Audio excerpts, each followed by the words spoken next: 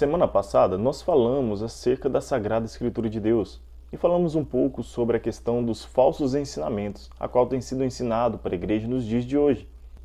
E hoje eu quero dar continuidade a essa questão dos falsos ensinamentos e mostrar que esses falsos ensinamentos não vêm de hoje, mas desde a igreja primitiva.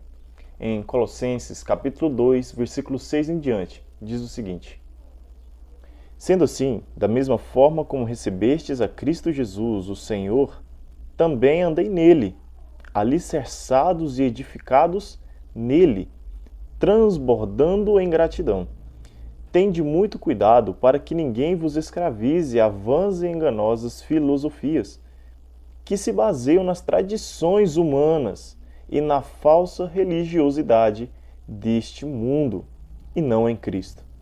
Pois somente em Cristo habita corporalmente toda a plenitude de Deus.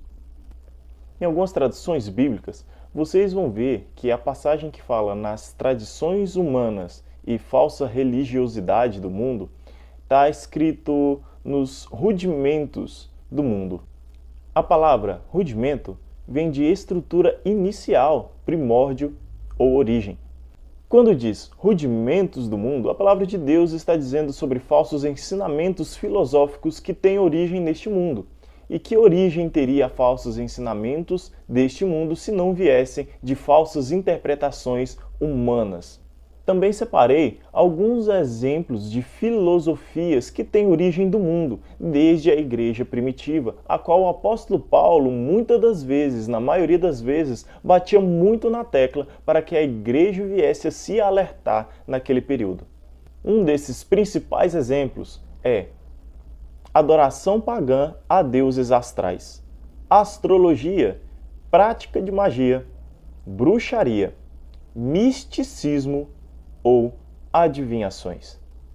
O apóstolo Paulo, sendo usado por Deus naquele período da igreja primitiva, ele condenou várias vezes o culto a deuses pagãos, a adivinhações, ao misticismo e à astrologia. Se nós analisarmos o contexto histórico daqueles povos que viviam naquela época, os povos pagãos, é claro, eles tinham adorações a deuses como planetas, por exemplo, Vênus, Júpiter, Marte. A Roma não era diferente. E, inclusive, não só criam nisso, mas criam também em signos. Isso mesmo, os signos a qual é muito citados nos nossos dias de hoje, eram citados desde aquele período antigo, onde as pessoas acreditavam em algo místico ao período de nascença daquela pessoa. E eles gostavam de fazer também adivinhações acerca também desses signos para a vida daquela pessoa. Ainda em Colossenses, capítulo 2, o mesmo capítulo, no versículo 18, diz o seguinte: Não aceiteis que alguém seja árbitro contra vós, fingindo humildade ou culto a anjos, fundamentando-se em visões, ostentando a inútil arrogância do seu conhecimento carnal.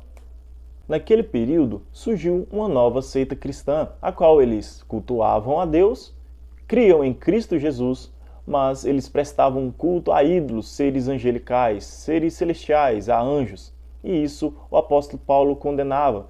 E além disso, por causa da crença que eles tinham acerca desse misticismo angelical e misticismo astronômico, eles criam também em sonhos e adivinhações. E o apóstolo Paulo condena isso claramente, dizendo que isso são conhecimentos carnais, porque eles não eram pautados na Escritura Sagrada de Deus. Muito pelo contrário, era pautada em próprios sonhos carnais, em próprias adivinhações e visões carnais que as pessoas tinham.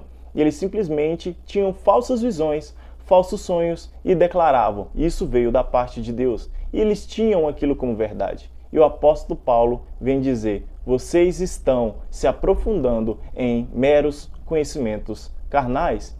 E ele diz aí, nesse versículo 18, para nós não aceitarmos esses tipos de líderes e pessoas que preguem tais heresias no nosso meio.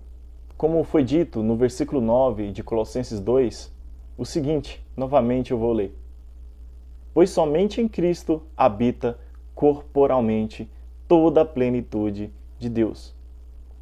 Não há plenitude nenhuma para se encontrar em nós ou em seres celestiais ou misticismos ou falsas revelações, adivinhações ou sonhos, mas sim a plenitude se encontra em Cristo Jesus, por meio da palavra de Deus revelada a nós, mediante o Espírito Santo.